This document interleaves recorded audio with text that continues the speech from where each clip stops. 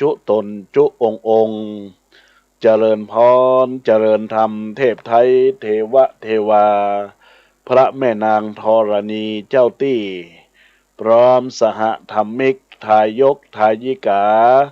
ศรัทธานาบุญต่างหลายเต้าขุนมนนายตั้งหลายใหญ่น้อยป้อน้อยป้อนนั้นเด็กขาอ่อนน้อยที่มีใจจื่นจ้อยนิยมในธรรมวันนี้อาตมาภาพได้เข้าสู่รายการธรรมะยามแรงเพื่อสันติภาพสู่ใจไขจ้าพุทธวจนังคำสั่งสอนขององค์พระสัมมาสัมพุทธเจ้าวันนี้จักไขจ้าสารธรรมเจ้าเพื่อให้ได้คัดเกลาเป่งว่านามธรรมคำสอนองค์พระสัมมาสัมพุทธะให้ได้แจ่มแจ้งแสงธรรมเรื่องเก่าเรื่องใหม่บ่ได้คองคำขยายสารธรรมมดใสสว่างแจ้งมดใสสว่างแจ้งกราบนมัสการถวายความเคารพหลวงพ่อท่านพระครูวิชวัตรวรกิจโจท่านผู้อำนวยการขึ้นสถานีวิทยุเพื่อการศึกษาพระพุทธศาสนาและวัฒนธรรม FM 104.50 เมกะเฮิรตซ์วัดฝ่ายหินท่านอาจารย์พระครูอภิวัตรวิกรมเจ้าวาดวัดปักตางเจริญตำบลดอยหล่ออำเภอดอยหล่อจังหวัดเชียงใหม่ผู้อำนวยการขึ้นสถานีวิทยุขึ้นสีขาวเพื่อชาวประชาขึ้น FM 98.75 เมกะเฮิรตซ์วัดห้วยตองซักแล้วก็ขออนุโมทนาขอบคุณกับขึ้นวิทยุ FM 100.25 วัดพระบาทอุดมอำเภอฝาง106.25 มนเสียงธรรมแม่แจ่ม88.25 วัดศรีปันเงินอำเภอสันปะตอง89.50 บ้านต้งเรดิโออำเภอสันปะตองที่ได้ให้โอกาสอาตมาภาพพระครูปรัตน์กิติพงศ์กิติโสพโนพระอาจารย์แก่นได้มาดำเนินรายการตามโครงการของท่านอาจารย์พระครูรายการสารธรรมยามแหล่งช่วงมรดกธรรมพื้นเมืองทุกๆวันอังคารเวลาบ่าย3 โมงถึง 16 นาฬิกาโดยประมาณณโอกาสบัดนี้อาตมาภาพจักได้เข้าสู่รายการพบปะกัมมันดาญาติโยมท่านสาธุชนพุทธบริษัทต่างหลายก็เจริญพรรับฟัง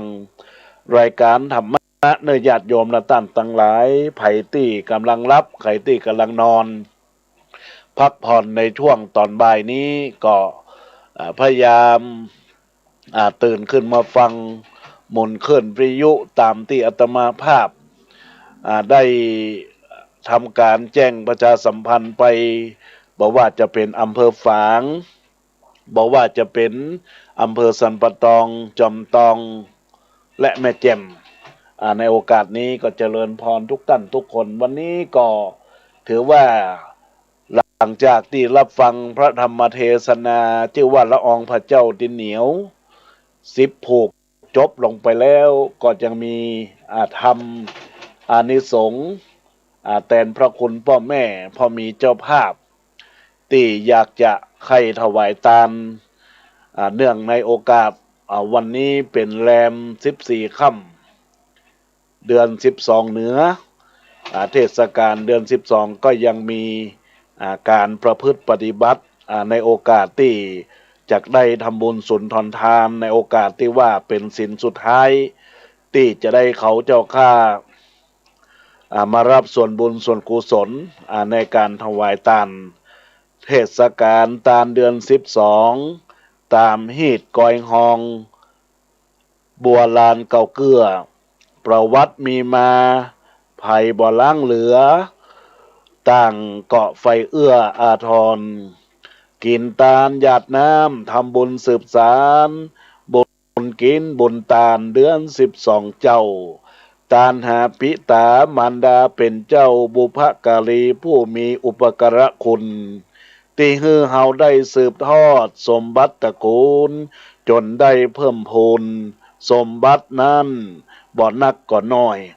เดือน12ออกประเพณีทำบุญหาเพศผีตั้งใหญ่และน้อยซึ่งนรกปล่อยมาเยี่ยมญาติพี่น้องเฮือมารับครัวตาลเมืองมนุษย์แส่ซองในหนแห่งห้องเมืองคนถ้าลูกหลานบ่ตานหาเขาบ่ถอยโหนจักพร่ำบนหาคนบ่กินบ่ตานหาเขาเนื้อเจ้าเขาก็จะสาบแจ้งเฮือตุกยากเนื้อเจ้าเพราะเขาบ่ได้รับครัวกินครัวตานถ้าตานหาเขาแล้วเขาก็จักปันปอนเฮืออยู่ม่วนกินหวานร่ำรวยเลียวพันจัดนี้จัดหน้าธรรมเทศนาถ้าจะแต้เนื้อค่าเฮือพิจารณาแด่เตอะนี่บรรดาญาติโยมท่านสังหลายวันนี้ก็ถือว่าเป็นวันแรม13ค่ำวันพรุ่งนี้ก็เป็นวันพระวันศีลสุดท้ายที่เขาเจ้าข้าจะได้มารับส่วนบุญส่วนกุศลปิดท้ายรายการธรรมะในโอกาสวันนี้ก็จะได้อนุโมทนาบุญกับแม่เล็กโมซึ่งเป็นเจ้าของ Facebook แม่เล็กโมก็ได้มาร่วมบุญร่วมกุศลในการรับฟังพระธรรมเทศนาในผูกนี้ตัวก็ขออนุโมทนากับแม่เล็กโมบัดเต้าแต่นั้นหมายมีมูลศรัทธานายประเสริฐนางอำพันธ์ดวงซ้อยเพื่อจะอุทิศไปหาป่อนันมาแม่จุ่มใจเข้าเต้นและแหมกองหนึ่งนายประเสริฐนางอำพันธ์ดวงซ้อยอุทิศไปหายังป่อหลวงศรีแม่โมนดวงซ้อยจะตุปัจจัยในโอกาสครั้งนี้ร่วมบุญตัวกันทั้งสองเจ้าภาพในโอกาสนี้เจ้าภาพแรกก็แม่เล็กโมเจ้าภาพที่สองก็หมายมีนายประเสริฐนางอำพันธ์ดวงซ้อยแม่เล็กโมได้น้อมถวายจตุปัจจัย500 บาทนายประเสริฐนางอำพันธ์ดวงซ้อยได้น้อมถวายจตุปัจจัย600 บาทก็โอกาสนี้ก็ขออนุโมทนาบุญกุศลในโอกาสนี้เนื่องจากว่าเป็นเทศกาลตานทำหาคนป่ายคนดีอย่างตะกี้ที่อาตมาภาพได้เปิดเข้าห้ามกำซอในโอกาสที่ได้รับฟังไปตะกี้นั้นญาติโยมและท่านทั้งหลายมีข้อคิดคติเตือนใจของคุณโยมบุษบาล้านนาเกี่ยวข้องกับวิญญาณแม่ญาติโยมทั้งหลายสะท้อนย้อนกึศถึงความกตัญญูกตเวทิตาธรรมที่เฮาได้สืบแทนครัวบ้านครัวจองของเปิ้นก็ต้องทำบุญสุนทรทานถ้าเฮาบ่มีเปิ้นเฮาก็บ่ได้อยู่ได้พอได้กอยวัดในบ้านในจองหอเฮือนเดือนดาวถ้าเฮาบ่มีเปิ้นเฮาก็บ่ได้เกิดมาเป็นมนุษย์ที่จะได้สร้างสมซึ่งบุญนำความสุขมาให้ตัวเฮาสร้างสรรค์คุณงามความดีเหมือนกรรมนักปราชญ์ว่าพ่อแม่ทำกรรมไว้หลากหลายตายไปตกนรกบอกไม่เมื่อนรกปล่อยไซก็รีบมาหวังได้บุญญาที่ลูกส่งใจบ่โล่งเพราะผิดหวังลูกบ่ส่งของตาลหื้อหนอสักกรรมก็เกิดความน้อยแหน่งใจบ่เหมือนลูกผู้คนอื่นคนหลายเขาตาลหื้อป่อหื้อแม่ของเขาเนื้อเจ้าผู้ล่วงลับไปพร้อมไข่แต่ลูกไทยหนอคงลืมบุญกุลบ่กินบ่ตาลถึงแม่ถึงป่อก็ย่อมน้อยใจอยู่นอจึงสาบแจ้งออกมาตามธรรมะไขปันไขบอกดังได้สดับรับฟังมาผีก็ดังเช่นคนผีมีที่ดีผีมีที่ให้ผีอู้ดีผีโทสะก็มีมากหลายยามพ่อแม่มีชีวิตก็คิดแต่จะเอาเข้าของถึงเวลาเดือน12ก็ปอบอกกึดได้กึดกินกึดตานเพราะฉะนั้นลูกเต้าผู้ใดได้สืบสารมรดกวัฒนธรรมและเป็นลูกดีๆของพ่อของแม่ก็ควรน้อมรับบุญรับกุศลในโอกาสกาลบัดนี้นั้นก็จะเป็นบุญเป็นกุศลไปถึงผู้วัยชนในโอกาสกาลบัดนี้ดังนั้นแล้วบรรดาญาติโยมท่านสาธุชนก็ต้อง ขออนุโมทนาขอบคุณกับบรรดาท่านเจ้าภาพทุกท่านทุกคนเนิ่นที่ได้ร่วมกันเพื่อจะได้ตามธรรมเทศนาอันจื่อว่าทำอานิสงส์แทนคุณพ่อแม่นะอุทิศส่วนบุญส่วนกละปนาผลบุญนี้ไปรอดไปถึงดวงวิญญาณของผู้วัยชนในโอกาสกาละวันนี้เพื่อเป็นบุญเป็นกุศลในที่กาละที่อาตมาภาพจะได้เทศนาธรรมดังนั้นแล้วขอทางเจ้าภาพที่อยู่ทางบ้านทางจองอันหมายมีแม่เล็กโมก็ดีอันหมายมีนายประเสริฐนางอำพันธ์ดวงสร้อยจากบ้านสันขยอมหมู่ที่8ตำบลสันทรายน้อยอำเภอสันทรายจังหวัดเชียงใหม่ได้ล้อมรับฟังพระธรรมเทศนาที่อาตมาภาพจะได้เทศนาธรรมเป็นการอานิสงส์แทนพระคุณของพ่อของแม่เพื่อเป็นบุญเป็นกุศลที่ติดตามตัวตามตนของบรรดาศรัทธาญาติโยมท่านสาธุชนท่านผู้ฟังท่านทั้งหลายในโอกาสการรับบัดนี้เนอก็ขอให้ตั้งอกตั้งใจในโอกาสบัดนี้น้อมโสดสดับตับฟังร่วมอกร่วมใจกันรับฟังเป็นธรรมทานที่เจ้าภาพเจ้ากันเป็นธรรมทานแล้วเราท่านทั้งหลายก็ได้เป็นบุญที่จะได้ร่วมกันรับฟังเมื่อทางเจ้าภาพได้เป็นวิทยาทานเป็นธรรมทานเป็นบุญกุศลสัพพะทนังธรรมะทนังชินนติการฮือธรรมเป็นทานย่อมชนะทุกประการทุกอย่างทุกปวงทั้งปวงทั้งหมดทั้งปวงก็ขอเจริญพรทุกท่านทุกคนได้น้อมสดับตับฟังณโอกาสการรับบัดนี้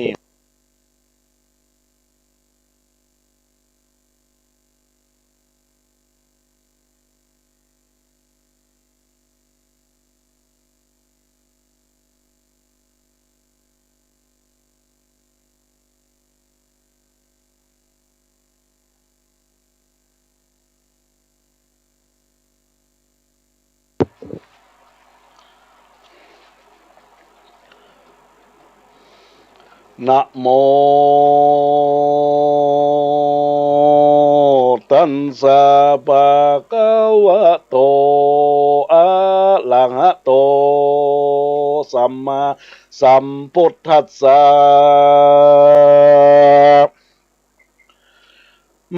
มาตาเปโตโอปัฏฐานังกตัญโยกตเวทิตาติสัทธโวดูแล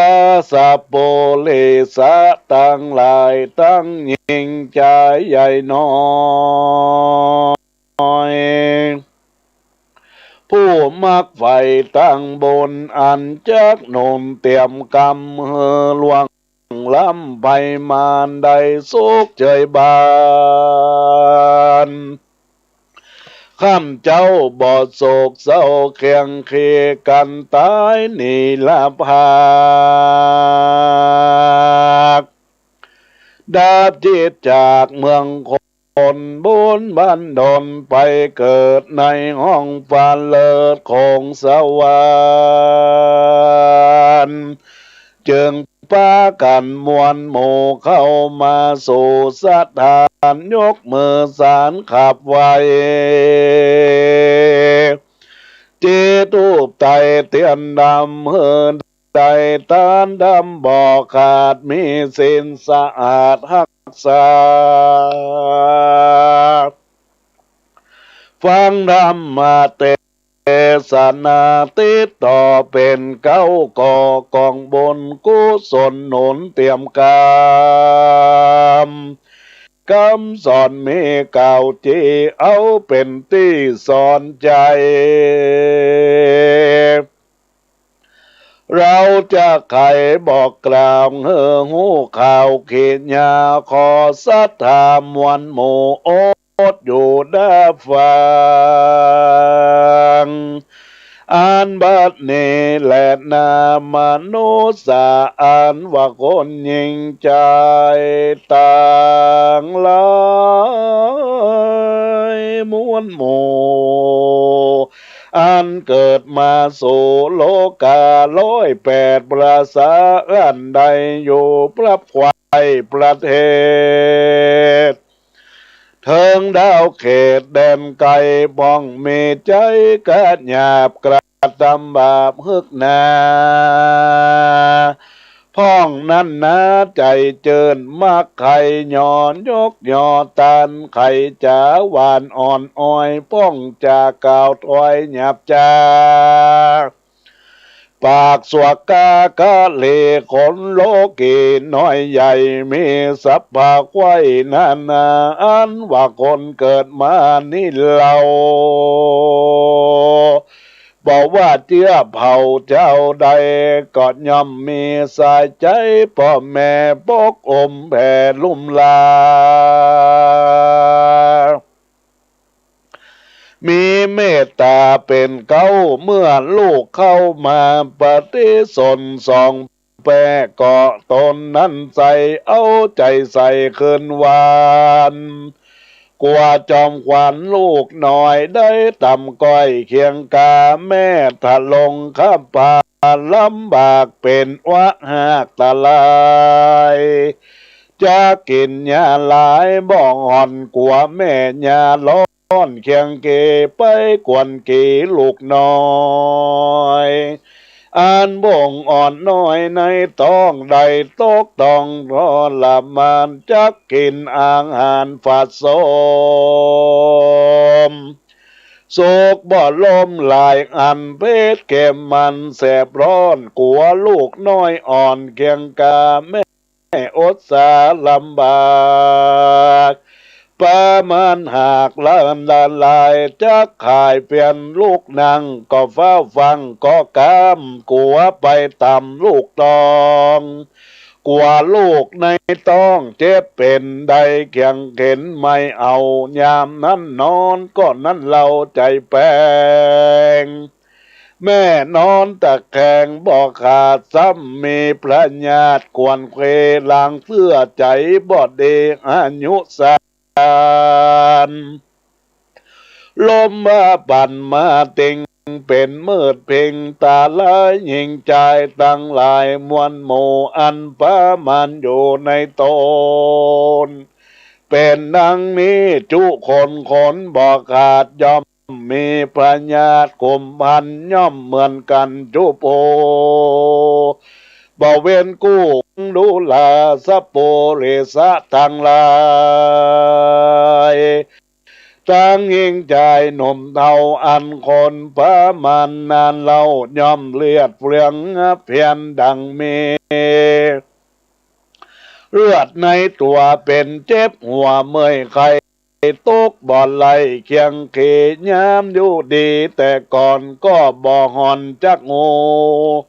กันทะลงขับผ่านอยู่ป่ามันก็มีอาหารลำบากเจ็บเป็นหากตัวมาเป็นพระญาตินาหลายแหล่เมื่อก่อนแม่นันใสก็อยากไล่อนาถาพ่อเจ้านั้นนาแต่ก่อนบ่ได้ผ่อนรวยแรงแอวแสวงรับจางตามเขาก่าวงางไข่ปั่นจับรางวัลนั้นเราปอกมาเป่าได้ตกยากหลายเหลือแลส่วนอันว่าแม่เจ้านี้ลำบากเลี้ยงตีประมาณได้กระทำการพร้อมหน้าและได้กระทำพำพร้อมย่างต้นตัวแห่งหน้าในกระทำและนาได้คนน้าใจแต่เจิงเจ้าเถิงคำโทษทำพาเปียกหำเปลี่ยนมาตากทั้งวันตามยามเติมตันเดือนเกิดแม่ไม่เดือดลาย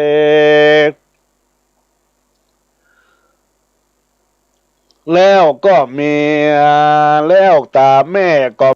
ม มาหลายใจสั่นดังอันเจ็บต้องปั่นไปมา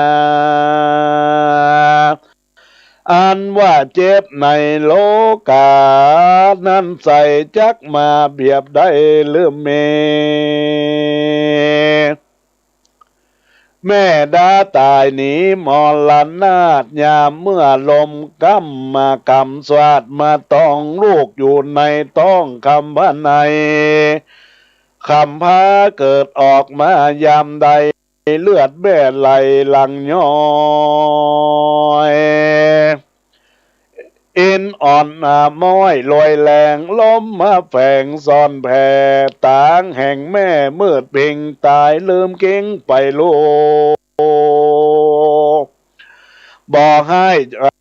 บอกหายใจอยู่เมินนานดังกำมาโบราณแต่เก้าได้บอกเล่าใครจะว่ายิงถลงคำพาต้องใหญ่จะเปรียบไว้เป็นไม้ดังกวานจ้างปลายตัวกามันจักมาคาเหล่าลางมอลานาโมโมบ่อาจหูยามใด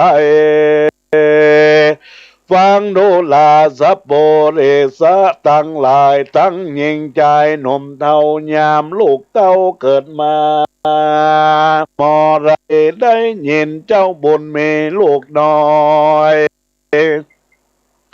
ให้สลอยเลือลายแล้วก็แม่เลยมีใจภายจมเจินมีติตื้อตื่นจ้อยโจมปันกินนมลูกอ่อนแม่บองหอนหนีไก่กลัวใส่ใจลูกไทยได้เมื่อยไข้เจ็บเป็นกลัวเคียงเขนไม่เอาตุกคำเจ้าหักแปลงพอยำแยงยังลูกบอกถูกเย็นและฮ้อนยามลูกน้อยอ่อนเคียงเกยะไหนมีไก่ไก่หมอมีไหนบอดจางหามมายาลูกลาเลี้ยวปันหอบกันบอดสว่างการลูกอวยค้างเจ็บป่วยพ่อแม่ลวดอาวรบอดได้รับนอนพักย่างใจแกนกั้งเววาเต้าลุ่มลาอยู่ไกลกันลูกเจ็บมาใครบอกหายตั้งสองสายพ่อแม่บอกเว้นแว่ติดวานเต้าปากันหอบพาปกตุ่มนอนเนาป้อนนมและเข้าเหนียวยาเมื่อได้ลาหายหนีแล้วสองพ่อแม่แก้วก็จึงวางใจและนาฟังลาดูลาสัพปูเลสะตั้งหลายตั้งหิงตั้งใจหนุ่มเทายามแรกเก้าแต่ก่อนเมื่อเจ้ายังอ่อนเด็กขา3 เดือนมาติดต่อลูกน้อยหนอซ่อมบอ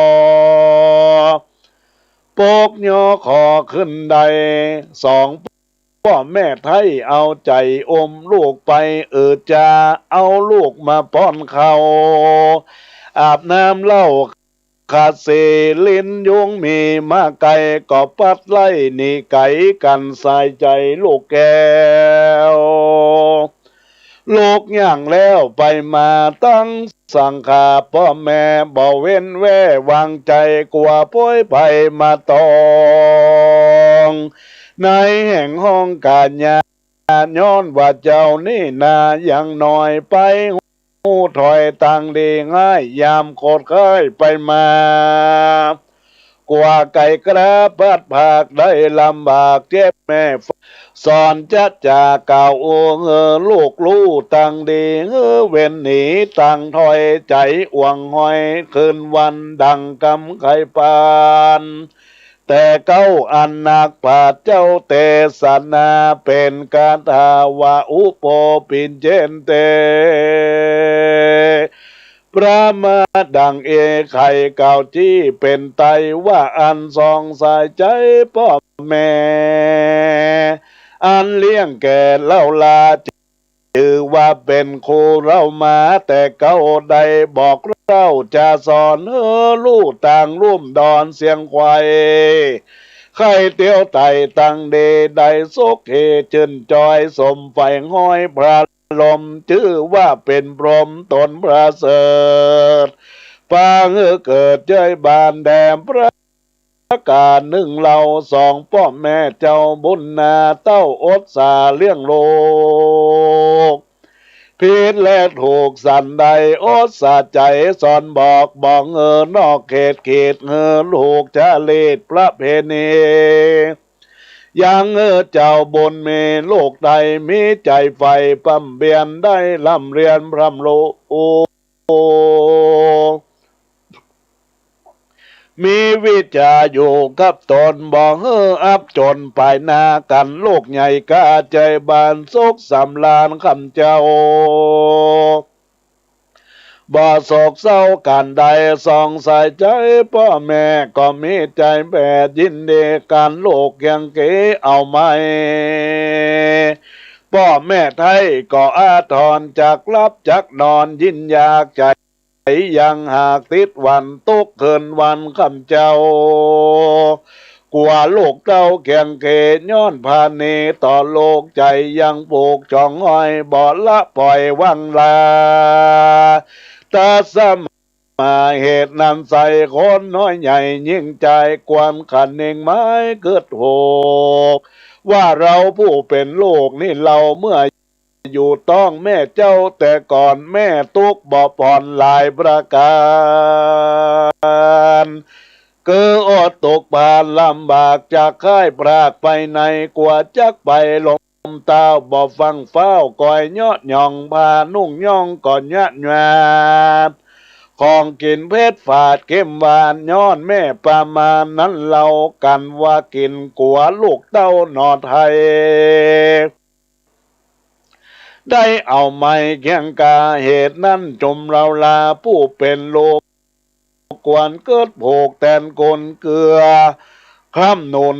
บ่จะใจบ่ถอยไล่อาดำบ่ฟังกำพ่อแม่อันสอนแก่เล่ามาอันต้านจ๋าบอกที่ฮูตี้กองดีก่อนย้อนพานนี้ต่อโลกมีใจผูกพุนนากว่าบดตาต่ำก่อยตกจ่องห้อยตกบานลูกได้ใจบานนั่นเราอันว่าคนหนุ่มเท่ายิ่งใจการบ่เป็นสายเชื้อจาดก็เขาก็จักไฟเอื้อลุ่นนาต่อเราลานั่นใส่หาบ่ได้อยากลำล้างคนพร่ำไข่ปันจักจ่องวันไปสู่ในที่อยู่อบายคือการพระนันหลายดื่มเหล้าปลาละก็เอาไม่ปลาเราไม่เอาเคียงเคจุ่มคนดีมินอ่านว่าคนสายใจพ่อแม่มีหลายแหลกขนาดนั้นว่าคุณพ่อแม่ไทยตั้งหลายแม่นเอามาของก่อนลนฟ้าหลายยิ่งกว่าเวงหาอันว่าแผ่นดินนานักโสด240,000ประโยชน์กะนานาบอกอาจเพียบคุณพ่อแม่ได้ดีลีเหตุนั้นลูกควรดีเกิดเราเถิงกลพ่อแม่เจ้าตั้งหลายควรรีบสะนองตอมแต่โกนแม่จอบกองดีบอกกาลีซอกกอกกันพ่อแม่บอกสอนปันกวนป้ากันเจือถอยบ่อแย่ถอยมวนดำเชื่อฟังกำพ่อแม่ช่วยเผื่อแผ่กระทำการจักอาหารเข้านามวัดดูพรรมปัจจัยอุปตากไปบอกขาดบ่มีพระความประมาทลาซาตั้งยุกยาเสียพาตั้งเครื่องงาอลังการด้วยใจบานบ่เศร้าแตนคุณพ่อแม่เจ้าสองขาเป็นกตัญญูตาประเสริฐปางเกิดสวัสสันเดแต่ประการหนึ่งนั้นนาการพ่อแม่เจ้าอย่างมวนดำบอกเคยฟังดำโอกาสโอวาทบอกเคยใส่บาทยอดตานสินจังคาน58บอกเคยแขวดนักษามีตันหามืดบอดบอก แจงรอดตั้งดีกำตันนี่มีมากเต่าจมลูกเต่ายิ่งใจกวนคงควายบอกกล่าวลูกข่าวเขียนยาจักจวนมาโอกาสเข้าอาวาสฟังธรรมรูปบาปกรรมน้อยไล่เว้นบาปใบกาลีได้ไต่ตังดีจืนจอยมักไฟอ้อยตังโบนหนนหน้าเข้าน้ำรักษาศีลพร่ำภาวนาสองขาพ่อแม่ได้เว้นแว่ของวัฏสงสารได้โศกใจบานก็เป็นโกนบ่อนน้อยเพื่อแบแตนยังนมและแม่และเขาปอนเมื่อเฮาอ่อนเด็กขาอ่านว่าโกนมาตานั้นเราโกนปิตาเจ้านั้นนับเพียบไว้ปกไทยยิงใจมีใจฝ่ายเพื่อแบเอาพ่อแม่ตั้งสองมานั่งยองบนบาทนับอ่านกว่า10 ปีสองบนมีพ่อแม่ขี้เยี่ยวแผ่ว่าตั้งวันยังบ่เตรียมตันเพียบใดยังกูลพ่อแม่ไทยเป็นมาเหตุกุลพ่อแม่มีลายเหลือล้นฟ้าลายยิ่งกว่าปัทเวงเหตุนั้นองค์โมเนพระพุทธเจ้าตนเป็นเก้าติโลกาจารย์ผู้มีญาณเลิศแล้วใครข้าอุบแก้วเทศนาว่าคนปิตามันดานั่นนะใส่มีบ่อไล่เหลือลายแม่นลูกยิงใจใหญ่น้อยเกิดไฟงอยจุดนุนใครแต้นคนพ่อแม่มีใจแปรวางตามสร้างยังเจดีย์คำบ่อเศร้าสูงดังจักเต้าเพียงฝ่ายังบ่เกิงว่าเพียบใดเต้าโกนพ่อแม่ได้สองขาสันได้จ้านั่นเราเฮาผู้เป็นลูกเต้ายิงใจมีใจหมายเตียงแต่ใครแต่นคนพ่อแม่สาใจบาลีกล่าวว่าปัปปาจิโตนะโลสะธรรมโมดังเองใครว่าตีเป็นไตว่าคนพูดใดก็แล้วใจผ่องแผ้วยินดีมีออกบวชเป็นลวดปั้มเป่งธรรมเธอนำยังสินนา8นาบอกกดแขวนหักสาปาวนาคำเจ้าชื่อว่าแตนโกนพ่อแม่เจ้าของตนเป็นกุศลพาเสดปางเกิดเจยบานแถมประการหนึ่งเราพระพุทธเจ้าตนเลิศแล้วจักแตนโกนแม่แก้วของตนอันอยู่จันบนเบื้องฟ้าของเขตปาลาได้เมืองสะวันคระนิงหันทวนเทว่าโกนแม่นี้หลากหลายคือมีมากบ่อาจสั่งขยานาบ่มีสั่งมาเปรียบใดพระติไว้ตนองค์อาจยศโยดจักภายโพดมาตาลู่จักเอาสั่งมาแต้นตอบแม่นจอบกองธรรมพระองค์คำเกิดไว้ไข่ก็เอาธรรมกุลใหญ่ชื่อว่าพระอาทิธรรมมาแต่ศาสนาโปรดแผ่แตนโกนแม่โตดพระเสริฐนางก็บังเกิดใจบานอันว่าพระทลงญาณเพื่อโกนอันใดอันนักปราชญ์เจ้าเทศนาเป็นภาษาบาลีว่ามาตาปิตุอุปัฏฐานังกตัญโยกตเวทิตาเป็นเครื่องหมายแห่งการทำความนี้และอุปถากพ่อแม่ก็เป็นกุลอันดีต่อลูกกุลพ่อแม่เจ้าทั้งสองกวนขันเองปองเกิดไขว้ว่าเฮาเกิดมาได้เป็นคนก็ย้อนพ่อแม่ตนนั่นเป็นเจ้ามีใจบ่เศร้าคนนาได้ลมลารักขอดบ่ระตอดนี่ไกอดสาใจเลี้ยงโลกตกมาโผเคลื่อนวันกวนประกันเปิดแก่แตนกลพ่อแม่สาใจอุปัฏฐากไปคำเจ้าด้วยใจบ่เศร้ายินดีปราดเมนทีแต่ใจใครบอกไว้เป็นตาว่าพระโกนนั้นนาติแท้คือพ่อแม่ของ ตนเหตุนั่นเกิดเป็นคนโลกลาอย่าหยาบย่าปลามันไว้สากลมเกลาการนาเล่าอันมีกวนยินดีช่วยกาม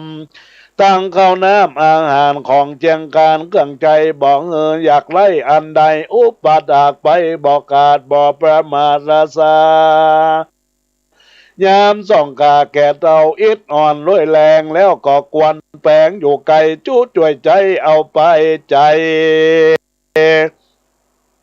เหลือมีป่วยภัยพระญาติมาต้องพาดในตัวเป็นเจ็บปวดหัวป่วยไข้เมื่อยไข้ลุ่มลากวนหายามัดบอดจ้าหาหมอกว่าเลียวปัน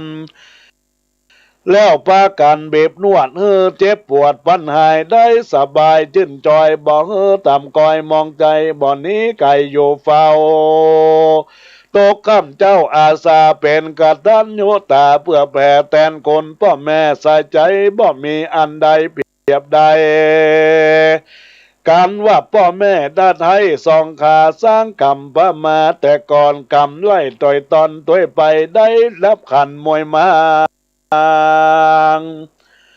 ต้นใหญ่น้อยเบาะละถ้อยกองงามตาลตามประเพณี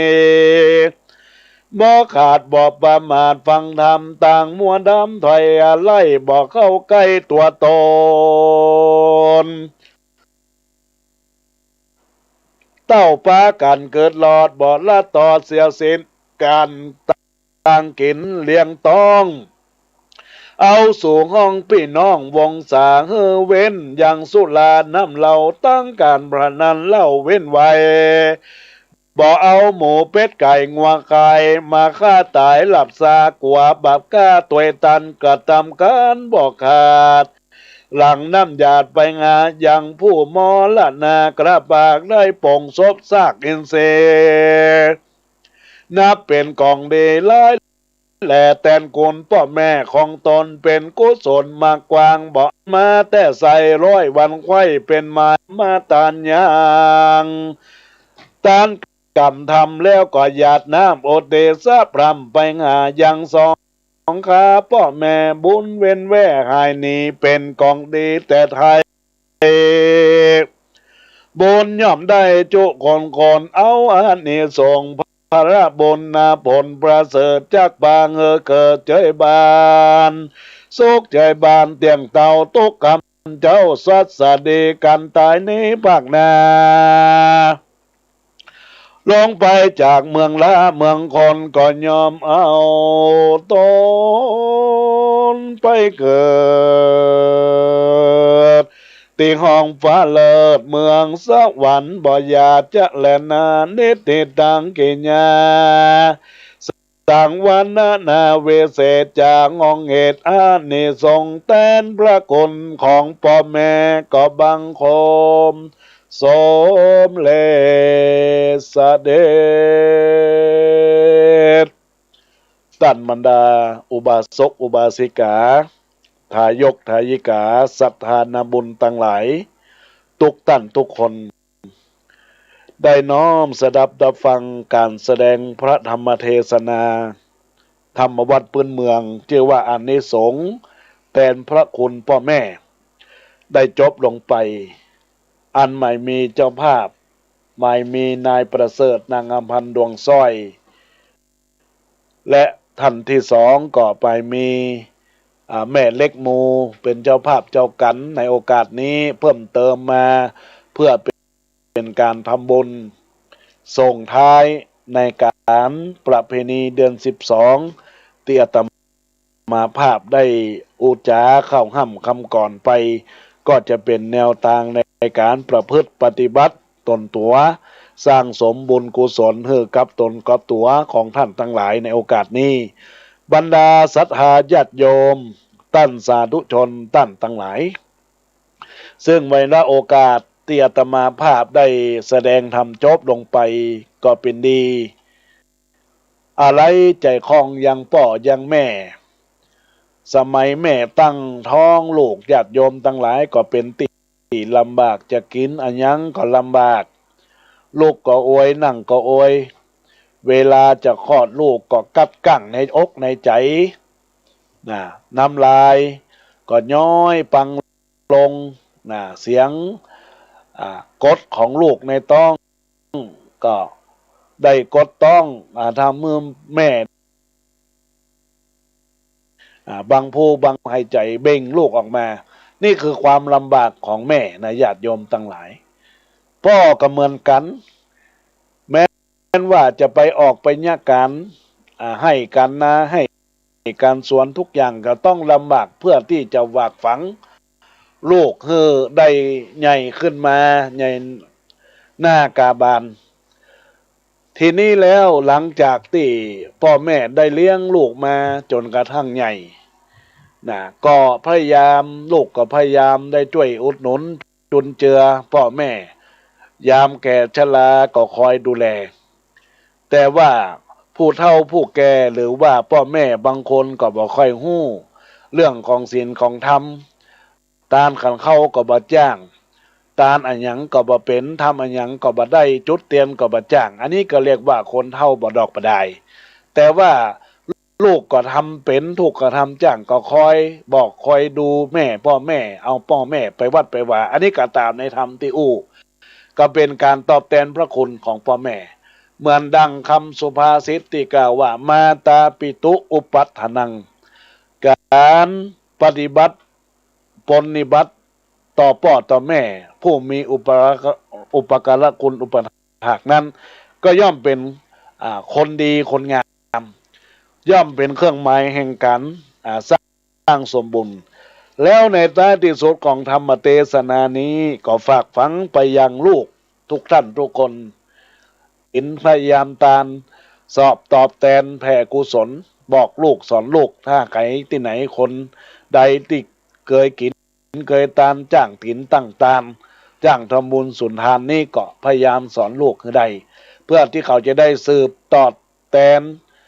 เมื่อเฮาเสี่ยงบุญเสี่ยงไปเพราะคนเฮานั้นในโลกนี้มันมีใครจะล่วงพ้นจากความเป็นความตายไปได้จะต้องรับแตกสลายไปบ่วันใดก็วันหนึ่งแล้วแต่กาลเวลาโอกาสแต่เมื่อเฮามีชีวิตอยู่นั้นก็ต้องคอยสั่งสอนลูกเต้าพ่อกอยลูกเต้าให้ดีให้งามเพื่อจะได้สืบสานแทนขกุลมูลเงาของเฮาแล้วก็จะได้มีความสุขในครอบครัว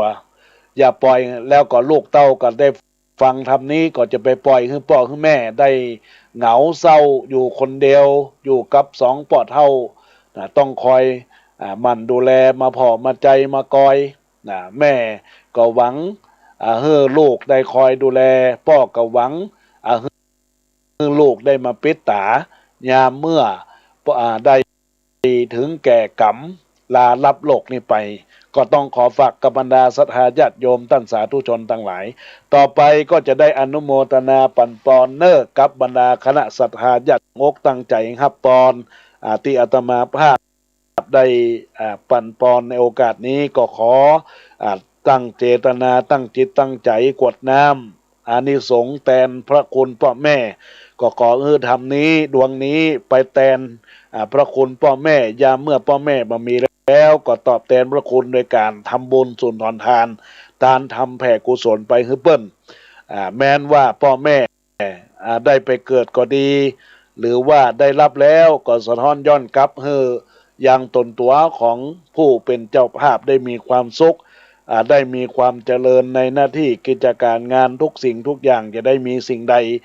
มากำมากายก็ต้องขอปันโจกปันใจปันปอนให้กับท่านเจ้าภาพในโอกาสนี้เนอะ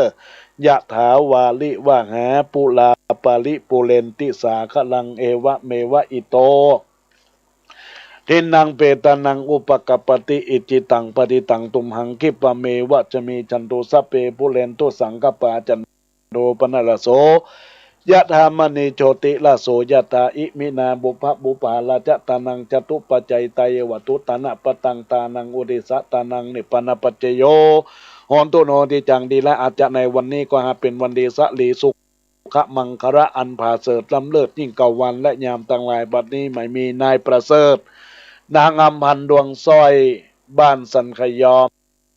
ตำบลสันทรายน้อยอำเภอสันทรายจังหวัดเชียงใหม่เป็นต้นเป็นปัตมุนีไปหายังป้อนันมาแม่จุ่มใจ เข้าเต้นและบ่เต้าแต่นั้นนายประเสริฐดังอภันดวงสร้อยถวายตานไปหายังป่อหลวงศรีแม่มูลดวงสร้อยในโอกาสกาละบัดนนี้เพื่อจะน้อมบุญยะลายสิวได้ไปหาพ่อแม่และญาติกาและบ่เต้าแต่นั้นหมายมีแม่เล็กมูก็ถวายตานไปหาพ่อเกิดแม่เกิดเจ้ากรรมในเวรเทบุตรเทวดาจงมารับทราบปตาอนุโมทนาบุญกับทุกท่านทั้งสองท่านสองเจ้าภาพในดีกากาละวันนี้ยามนี้นั้นจงจะมีขอบุญยะลายสียังตนตัวป้อนนานมาแม่จุ่มใจเข้าเต้นป้อหลวงสีแม่มูลดวงสร้อยสุดบีสายมับเอาส่วนมูลตามมาได้เองเดียวก็ขออัญเชิญตนไมสิกาเตบาโบเทวดาพระญาอินพระญาภพพระญายมมาลาคุดนั่งน้ำปรมาไอสวนตนจำบุญและตนจำบะตนจะจำน้ำหยาดไม่ตัน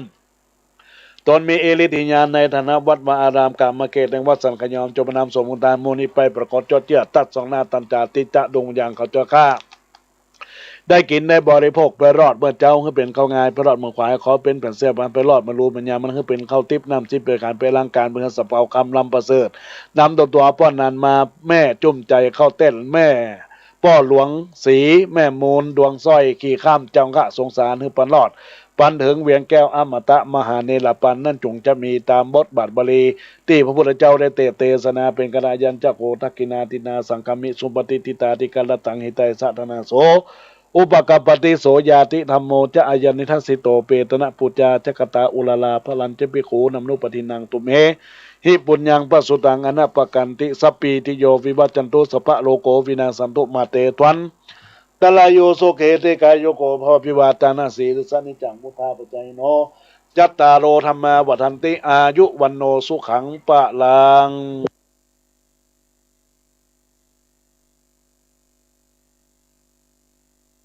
ก็ขออนุโมทนาขอบคุณในน้ำจิตน้ำใจเจตนาของนายประเสริฐนางอภันดวงสร้อยพร้อมด้วยแม่เล็กมูมาณโอกาสนี้ได้เป็นเจ้าภาพเจ้าขันนายประเสริฐนางอภันดวงสร้อยได้ร่วมทำบุญ600 บาทในการปูจากันเทศและแม่เล็กมู500 บาทก็ขออนุโมทนาขอบคุณกับทุกท่านที่ได้อยู่เย็นเป็นสุขอายุมั่นขวัญยืนปราศจากทุกโศกโรคภัยไข้เจ็บอย่าได้มีสิ่งใดมาก้ำมาไก่นั้นจงจักมีบุญญาลายสีที่ท่านทั้งหลายได้ทำบุญนี้ก็ขอให้มีอายุวันนะสุขะพละธนสารสมบัติคุณสารสมบัติทุกท่านทุกคนด้วยเทินขออนุโมทนาศรัทธาญาติโยมในโอกาสกาลบัดนี้อาตมาภาพได้แสดงธรรมเทศนาจบลงไปเป็นที่เรียบร้อยแล้วก็จะได้ทักทายบรรดาญาติโยมในการไลฟ์เฟซบุ๊กในโอกาสนี้ในกล่องข้อความที่ทักทายเข้ามาเจริญพรกับคุณครูลักษมีศรีสวัสดิ์เจริญพรกับคนลุ่มน้ำวางเจริญพรกับแม่จันเพนคำโปธาเจริญพรกับแม่เล็กมูในโอกาสที่เป็นเจ้าภาพในวันนี้เนาะเจริญพรกับคุณโยมวันเพ็ญจันยอดในโอกาสนี้ทักทายเข้ามาได้ฟังคำซอก็มีคติว่าละอ่อนบ่ได้มีเวลาให้ครอบครัวมีกระเพื่อนได้อันนี้ก็เป็นคำที่ซึ้งใจที่ว่าเป็นการสมควรที่ลูกเต้าเราล้านจะเกิดจะถึงพ่อถึงแม่เจริญพรกับแม่เอ้ยสุติวงศ์เจริญพรกับแม่มาลีนภิกุลจากตลาดกัดก้อมเมืองเชียงใหม่หลังวัดยางกวงเจริญพรกับป้อนานบินลาบุญธรรมลักษณ์ป้อนานอินหลาบุญธรรมลักษณ์ป้อนานกาแฟดำเจริญพรกับแม่แก่งคำลุงไพโรจน์แล้วเจริญพรกับสายเข้ามาเนอเจริญพรกับแม่พันธุ์4 วันบ้านใต้สันขยอมหมู่7ไม่จ่าเจ้าอนุโมทนารับฟังแล้วเนาะเจ้ากำลังฟังเจ้า อนุโมทนามวนดีนะบนอันนี้ส่งตามพ่อแม่เนาะกตัญญูกตวิริตาเนาะวันนี้ไม่จ่าเจ้าจะอันไปเนอก็ขออนุโมทนาขอบคุณกับมูลศรัทธาญาติโยมที่โทรศัพท์เข้ามาแม่ 4,000 แม่อำพันธ์4 วันจากบ้านสักยอมใต้ทักทายเข้ามาในโอกาสนี้ก็ขออนุโมทนาขอบคุณกับมูลศรัทธาญาติโยมที่อยากจะทักทายเข้ามาเนอะตีเบอร์โทรศัพท์0962629694 0962629694ซึ่งในโอกาสที่อาตมาภาพได้ แสดงพระธรรมเทศนาในโอกาสนี้เปิดสายหน้าไมค์เรียบร้อยญาติโยมจะโทรศัพท์เข้ามาก็เจริญพรได้ตอนนี้มีสายเข้ามาเจริญพรกับแม่บุญเพ็ญบ้านปะติ้วจ้ารับฟังอยู่เนาะแม่เป็นผู้ฟังที่ดีเจ้าถวายเป็นกำลังใจเนอะอนุโมทนาเนอะอนุโมทนานะแม่ยินดียินดีเจริญพรสาธุสาธุเจริญพรกับแม่นิพาบ้านแม่ย้อยเจริญพรกับแม่นิพาบ้านแม่ย้อยไม่แต่เจ้าให้จะฟังวิทยุบ่ได้ฟังโทรศัพท์นี่เจ้าว่าจะได้อันนี้จบแล้วเจ้าเขาเจ้านี่เหนียวจบแล้วจ้ะจบอันที่แล้วแล้วเหรอแม่จบไปแล้วนั้นไม่ได้ดูกิจกรรมไปโรงยาเจ้าไปโรงยามันจะมีคลิปสุดท้ายมีอยู่ถ้ามีไฟล์เดี๋ยวจะส่งไปข้างนอกอนุโมทนาขอบคุณนะแม่เนอะแม่นิพาเนอะเจริญพรเจริญพรเจริญพรกับแม่โยมดาเชตวันหนองหมูไว้ขอเจ้าฟังอยู่นะเจ้าฟังอยู่นอกวันนี้นอเจ้าแต่ว่าโทรศัพท์มาฮับบัตันสักคำนอกวันนั้นนอสายมันนักจ้ะอนุโมทนานะแม่เนอะสายนักจ้ะสาธุสาธุเจริญพรจ้าก็ขออนุโมทนาขอบคุณครับแม่นิพาบ้านแม่ย้อยขอเจริญพรอนุโมทนากับแม่บุญเพ็ญบ้านปะติ้วขอเจริญพรอนุโมทนากับแม่โยมดาบ้านเชตวันหนองหมูที่ทักทายเข้ามาเอ่ยในรายการเนอตอนนี้อาตมาภาพก็คงจะได้ทักทายบรรดาญาติโยมแถม1 นาทีเนอญาติโยมขอสักสาย2 สายทักเข้ามาเนอที่เบอร์โทรศัพท์096 262 9694เนอ096 262 9694เนอญาติโยมทั้งหลายถ้าบ่มีไผอาตมาภาพก็จะได้ขออนุโมทนาพบปะกันในสัปดาห์หน้าในรายการสารธรรมยามแรงช่วงมรดกธรรมพื้นเมืองในโอกาสนี้ในเวลาบ่าย 3 โมงถึง 4 โมงในโอกาสนี้ก็จะได้ฮือทางท่านพระครูวรธรรมนาถท่านเจ้าวาดวัดหนองเหียงอำเภอไดหล่อจังหวัดเชียงใหม่ได้ต่อกับอาตมาภาพขอลาก่อนเตอะผู้ใจบุญตั้งหลายจีมโนในลาไปก่อนเนอเวลาหมดไปจำลาแล้วเจ้ามวลหมู่สัตว์ทางเฮาพี่น้องโอกาสหน้าพบปะกันแถม